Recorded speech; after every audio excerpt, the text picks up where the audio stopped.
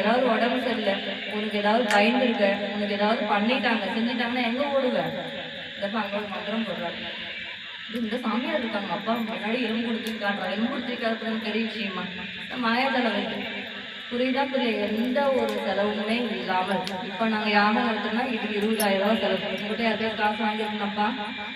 யாருக்காவது வாங்கியிருக்குன்னா இதெல்லாம் 4-5 பேர் செய்வன பிரச்சனை வந்திருக்காங்க.